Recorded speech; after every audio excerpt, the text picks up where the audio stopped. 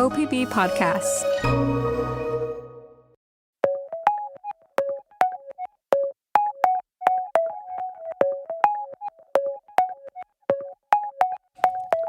From the Gert Boyle studio, it's OPB Politics Now for Thursday, January 29th. Oregon lawmakers are heading back to Salem next week for the short legislative session. They plan to take up some of the state's most pressing issues: immigration, transportation, economic development, and a looming hole in the state budget. Plus, the race to be the Republican candidate for Oregon's governor is heating up. It now features two new candidates who will run in the upcoming May primary. We'll discuss all of this and much more. Welcome to the podcast. I'm OPB politics reporter Bryce Dole. I'm OPB politics reporter Lauren Dake. And I'm Dirk Vanderhart, also an OPB politics reporter. We have a lot to unpack today, guys, but I want to ask both of you just to reflect on previous short sessions that you've covered. As you've been talking to people around the Capitol recently, how does the run-up to this session differ from others that you've covered?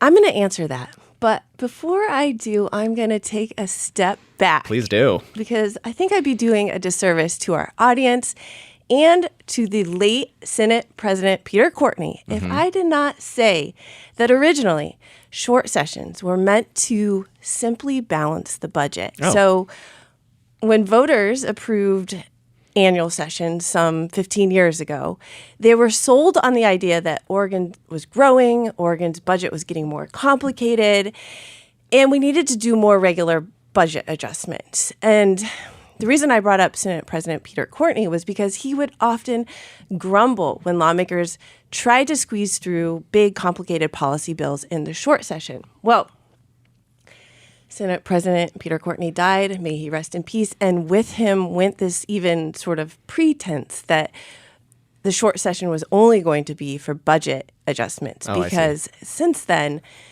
lawmakers have really brought some substantive policy bills to each short session, and this one seems to be no different. I think the theme of this session is really going to be pushing back on the federal government, pushing back on what Democrats see as overreach, especially when it comes to immigration policy. So I think we're going to see a lot of that this session with a little transportation funding discussion sprinkled throughout. I agree with most of what Lauren said. I think that probably people were sneaking in substantive policy into the short session well before Courtney was gone. Right. I mean, you talk to some people and they're like, I think that was just kind of a thing people said and it was always going to be the game. It's basically a baby session at this point. You get two bills, you get 5 weeks. It's like Thunderdome. Chaos ensues. I think as we think about how this is different, though, like at least from sessions I've covered, right?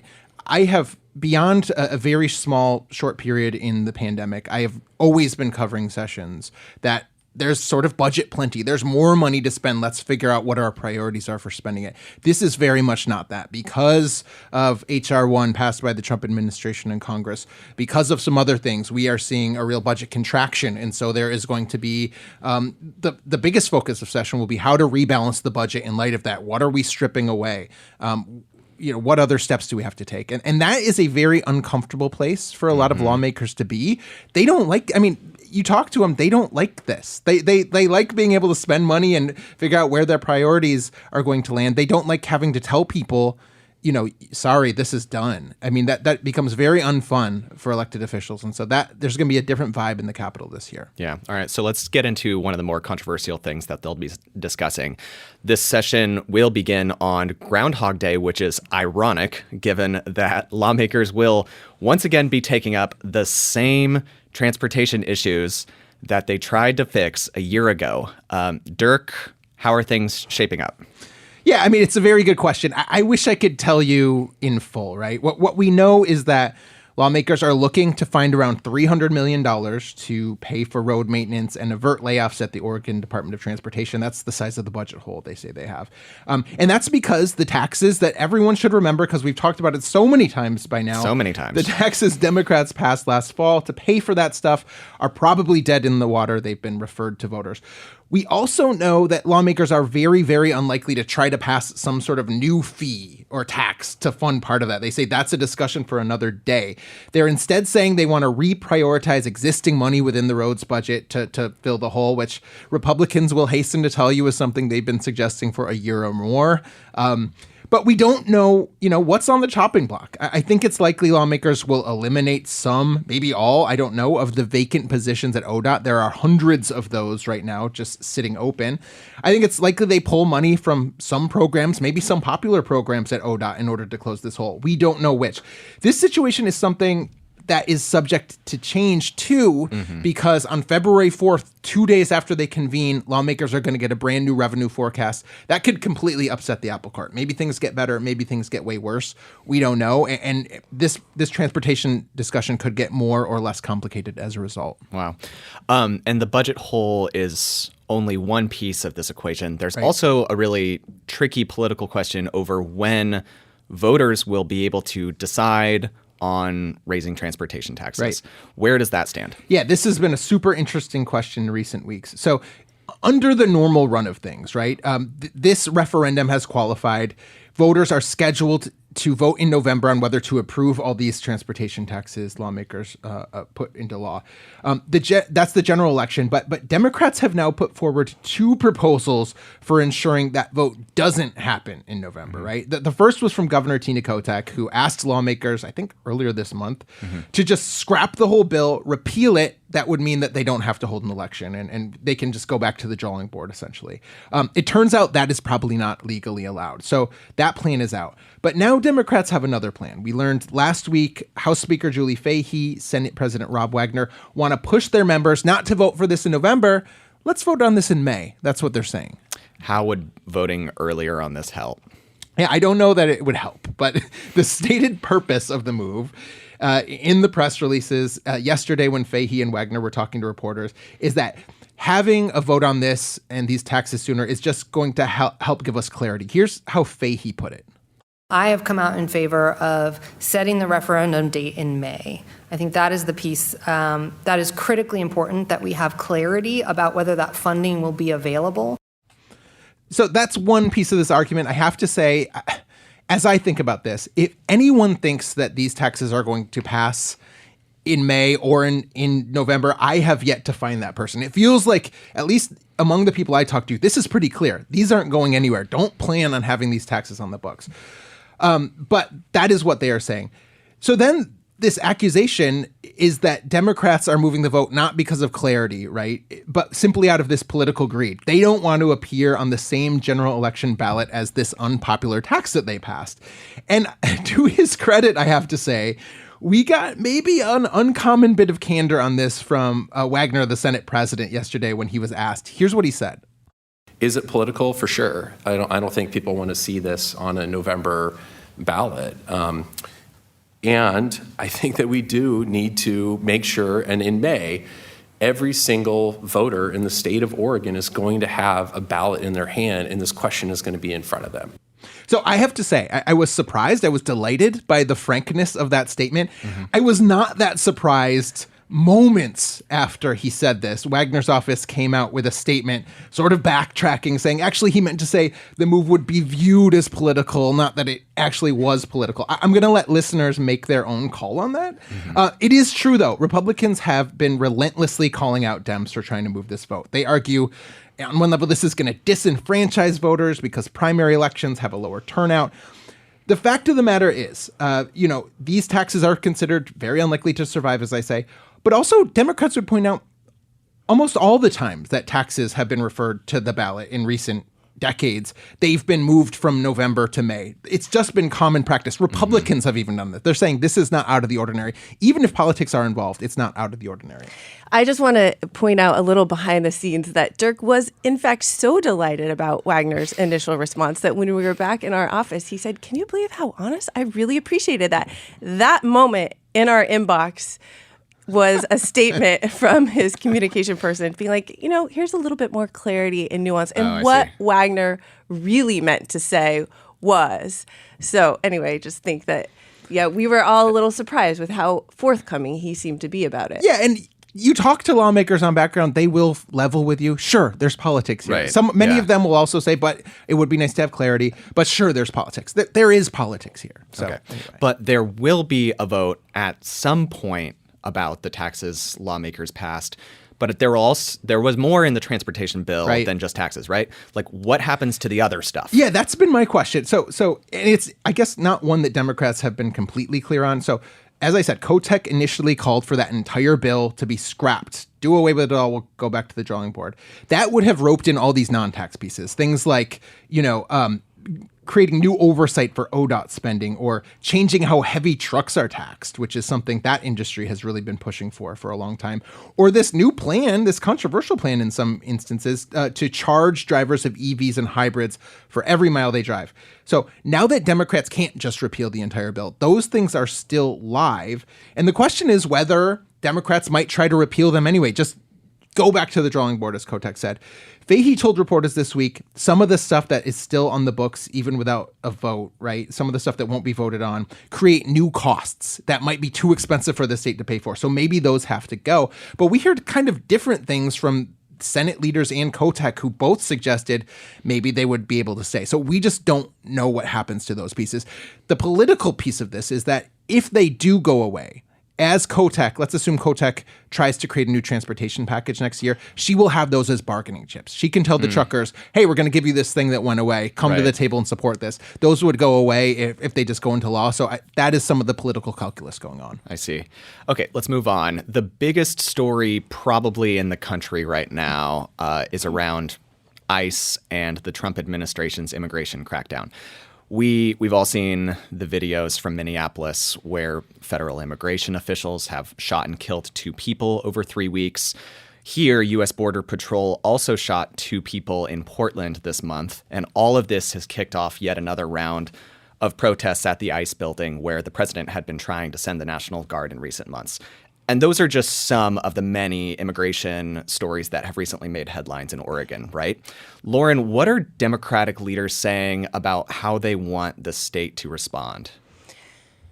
Well, it's clear it's going to be a central piece of this upcoming session. So yesterday at the state capitol, legislative leaders and the governor sat down with reporters, as they do before each session, to give us kind of a preview of what to expect. Okay. And in general, it was cordial and sort of exactly what we would expect from these type of things. I would say the one moment of a little bit more tense interactions came when House Democratic leaders started talking about some of the policies they hope to bring up during the session with regards to immigration tactics. So the Republican leader, Lucetta Elmer, she's a Republican from McMinnville, she started out by saying, everyone can agree nobody wants to see violence in our community. Nobody wants children who are afraid to go to school. But she then pivoted and really put some blame on our state's sanctuary laws. She said, though, these laws really hinder local law enforcement from working with federal immigration officers to simply go to the jails and detain violent criminals. So I'm going to play a kind of a long back and forth between the leaders in the House to give you a sense of the dialogue. You're going to hear from Elmer, the Republican, and then Democrat House Leader Ben Bowman, and near the end, House Speaker Julie Fahey, another Democrat, weighs in. When our local law enforcement can't work with ICE agents, it makes it extremely challenging for them to come in and get the worst of the worst out without being disruptive. I just have to add that I have talked to my DA, I've talked to my local police leaders, I've listened to the chief of police in Portland. Local law enforcement supports our sanctuary status, believes it keeps our state safer because people can report crimes and feel comfortable. They'll show up to court to testify against criminals. They are actively saying they do not want this ICE activity in our state. So I do have a strongly differing opinion from the leader on what makes Oregonians safe, and I think we should listen to our law enforcement. And I hear that you're talking about your area, your piece of area at the northern part of the state, but the rest of the state, there is a different message that's being said. Half of all Americans believe that ICE activities are making our cities less safe right now. I have other statistics, but anyways, we do want to lower the temperature around the fear. I think we can agree on that. I think the fear's real. So it's pretty clear in that exchange who the Democratic voices are, who the Republican voice is. And, this is going to be likely a real point of friction for the two different parties this coming session. Okay. Yep. So tell us about some of those policies that they are proposing. So certainly there's going to be bills to try and force federal immigration agents to be more clearly identifiable. So to either stop covering their faces or to ensure that their badges are clear, to have some way to identify who the people are. This has been obviously very controversial across the nation, law enforcement covering their faces and making their identities difficult to determine. And, people say that then it becomes very hard to hold them accountable for violent actions and just adds to this fear and intimidation factor when people are being detained. On the other side, people have said if they didn't do that, that these agents would be doxxed and their family would be threatened. And apparently that has also happened.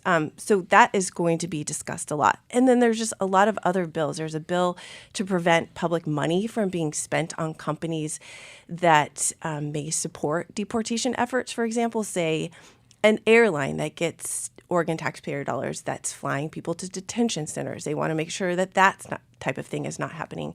There's a bill to require school districts to have really clear policies on what to do if immigration officials arrive at their school. It would require them to tell students, community members, when immigration officers are on school property. There's just really going to be a wide-ranging package focused on this.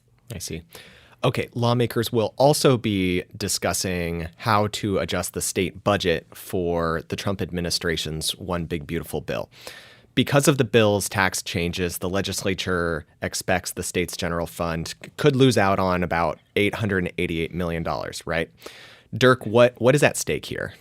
Yeah, I mean, I think the answer to that depends very much on who you talk to. But let's just note where things stand at this point. The legislature hasn't been very clear, I would say, on how big a total budget hole it's looking to fill. But if you talk to individual folks, as I have, I mean, I've got a ballpark of around $1 billion, maybe a little more, that is the current budget hole. That could change again when we get this new revenue forecast, could get a lot worse, could get somewhat better on the second or third day of session. But let's just say $1 billion, including the transportation gap that we talked about. One piece of this hole, as you mentioned, is H.R. 1, the big, beautiful bill. It contained federal tax cuts. And because Oregon uses federal taxable income to help determine, what residents owe in their state taxes, it's going to create this hit to the state budget. You're right. It's like $890 million in this current budget.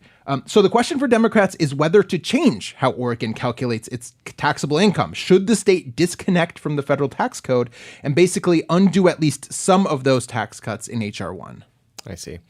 How are lawmakers hoping to navigate this?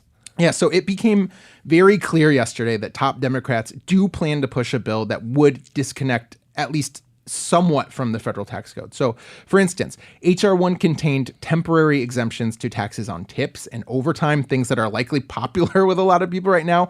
I don't think there's any chance Democrats tried to disconnect those. But both Fahey and Wagner indicated that they would support disconnecting from tax changes that lower taxes for businesses. They have painted those as, giveaways to huge corporations, say they don't help the business climate very much in Oregon. It sounds like Democrats want to they want to disconnect and then use some of the money restored for things like a new tax credit for Oregon businesses that create jobs, or expanding a tax credit that goes to low-income people. They've thrown out a lot. We haven't seen hard details yet, but that's what it's sounding like. Okay. And how is that likely to work politically? I mean, tax votes they're never simple in Salem, right? They are not. And this is already shaping up to be a very interesting process. So as I understand it, disconnecting from the federal code requires a simple majority vote. It's not like a bill creating a tax that would need a 3/5 supermajority. That gives Democrats more leeway. But you're right. The politics are tricky here because the way things sit now, right? Let's just say the taxes implemented by H.R. 1 are already being used to calculate Oregon's taxes. So Oregonians are already going to pay less for their 2025 taxes because of this change. I actually got a notice from OPB the other day saying, here's how much overtime you got. This much is exempt from taxes. Like, this is impacting my tax bill. If the legislature votes to disconnect, they would be disrupting that status quo, right? They would be functionally voting to raise taxes. Like, this gets very emotional. So I referred to this as a functional raising of taxes in a story this week, and a number of people took strenuous issue with that because Oregon's tax rates themselves, I know this is getting wonky, are not being raised. But the fact of the matter is the vote is making taxes higher than they already would be. Very hard, but it's true that this would increase taxes above what people would otherwise pay. Anyway, I'm sorry. Republicans are saying they are going to strenuously object to this kind of disconnection. Here's Senate Minority Leader Bruce Starr. If the majority parties focus again on just pulling more money out of Oregonians' pockets and continue to grow the size of government with new programs that are extraordinarily expensive, that will cost Oregonians more money, if that's the tactic, then we will, as a minority party, do everything in our power to try to slow it down and expose it. And meanwhile, there's these signs that Democrats also have heartburn about this. We reported this week, labor unions actually started running social media ad campaigns against some moderate Democrats, basically telling constituents to pressure those folks to vote for a disconnect. I think there is a real fear among public employee groups that, what happens to state services and their jobs if this money goes away. So they are very keen on seeing a disconnect bill pass. Another major proposal this session comes from Governor Tina Kotek. She wants lawmakers to pass legislation to free up Oregon's economy. Dirk, why is she doing this? Yeah, I mean, Kotek is acknowledging that the state's economic picture is not great. Unemployment is up. That can have a huge impact on the state's budget. Population growth is pretty stagnant. Businesses are expanding elsewhere. I mean, I think there's a sense that Oregon is giving off a very business-unfriendly vibe that Kotek is trying to sort of course correct on. And some of the things in the past that have been our strong points, Portland being a very livable place, or schools that weren't at the bottom of the nation as they sort of are now, aren't there anymore. So there is a concerted effort to sort of turn the ship a bit. Mm-hmm. And what does she want to do about it?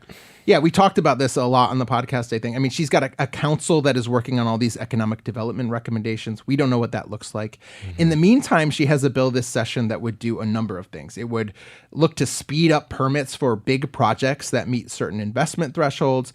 I think it would put like $40 million into repairing land for industrial use to help ensure that people can build here. It would modify this tax break program that cities can offer companies that create jobs. Kotek on Wednesday did list helping repair the economy as her number one issue this session, which I think was striking. Usually it's housing and homelessness. That's on the list too, but this is what she's indicating as her number one priority. And how do you see lawmakers, trying to follow her lead at this point? Yeah, I think there's just been a real I don't know. There feels like a lot of momentum to this because I probably talked to 3 or 4 different lawmakers at this point that have economic development proposals. I mentioned earlier there's an idea for a new tax credit for companies that create jobs in the state. There's this proposal to, bolster some of our existing policies and bring in a bunch of land into the Hillsborough urban growth boundary to help tech development. I think there's something to reshape Business Oregon, which is our economic development department that sort of gets ignored and is seen as a bit of an island of misfit toys. There's just a lot of things at work. I think we'll just have to see what makes it across the finish line. Right. So let's talk about some of the other major bills that will be coming up this session. I'm going to start. One issue that I will be following has to do with liability waivers for the recreation and fitness industry. These are waivers that are used in gyms and ski resorts, rafting companies, you name it, right?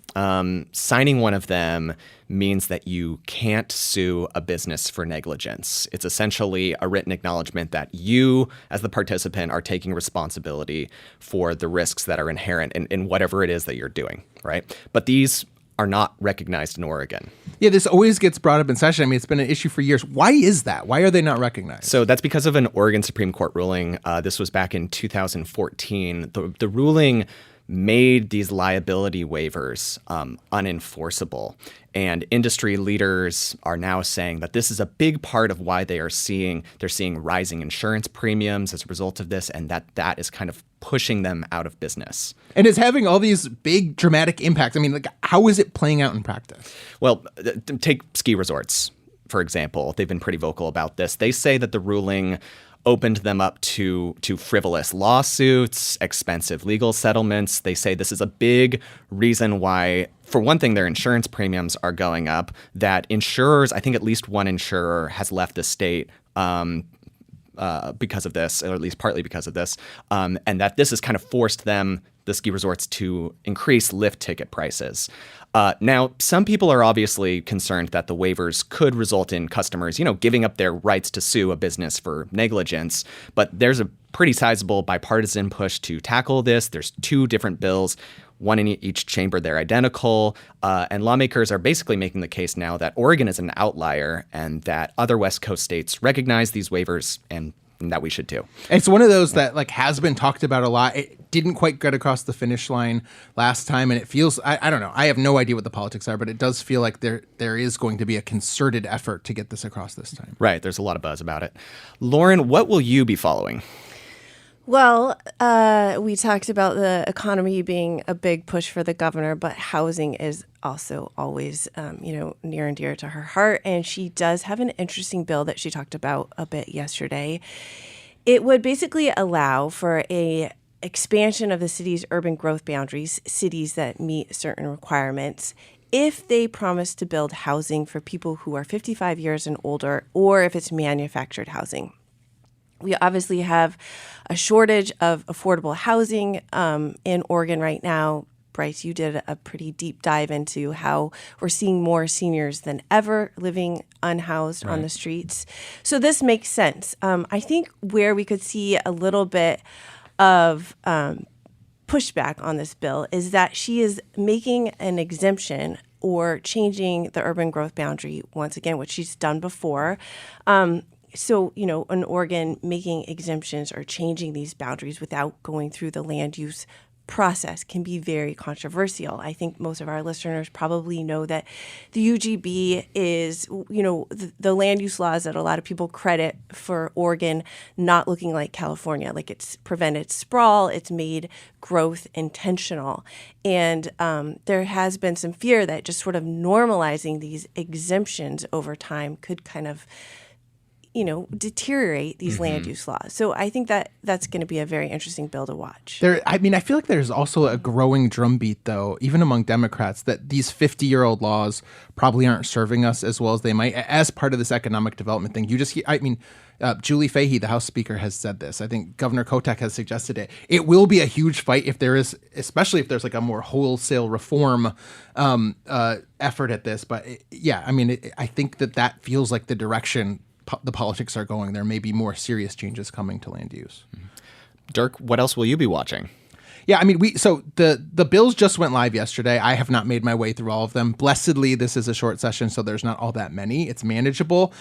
So we haven't caught everything that's interesting. One thing that is interesting, especially in this budget environment, is this proposal apparently by the Portland Trailblazers that says, hey, we need an arena renovation. And we have this new owner who could be looking at all these other cities that might want a basketball team if we can't get that arena renovation. And we are apparently going to see a proposal that all the income taxes that the Blazers organization pays into the state can be siphoned off into a special pot that could then pay for the Moda Center here in Portland to be renovated. It's a very interesting question, again, at this budget time, but Governor Kotek suggested yesterday that they might not make a serious commitment this session, but that she is on board with public money going to an arena renovation. That'll be a super interesting debate. There may be some effort to reform the kicker rebate that Oregonians get. We'll be getting another one here in a few months. That is always a hard lift. I think probably we won't see those go too far this year, but we will see. And then we're also going to see yet again from Democrats and maybe Republicans as well, an attempt to roll back this bill that Governor Kotek passed when she was House Speaker that sets limits on how cities can regulate camping. That has been a very hot potato in recent sessions. We are already seeing at least one bill that would repeal it. And so, I don't know, people are really looking to force the issue on that. Well, before we go, I would be remiss if we didn't talk about the upcoming governor's race, and particularly the new Republican candidates. Oregon is set to have what might be, or at least what I think might be, the most interesting Republican primary in quite some time, right? Let's talk about these new candidates. Lauren, tell us about Chris Dudley. Yes, Chris Dudley. That was this week. Made it official that he is entering the race to be the next governor. He's a former NBA player. He played for the Blazers. My editor would tell you that he was not super great at shooting free throws. He ran against John Kitzhaber for governor in 2010, and he came within 2 percentage points of beating him, which is closer than any other Republican has gotten to beating a Democrat since Vic Atiyeh was governor in the 1980s. So it's a long time. It's been a long time. Dudley, he lives in Sisters, Oregon, so that will presumably not be an issue. He's never been elected to public office before. And from what I can tell so far, he seems pretty politically moderate.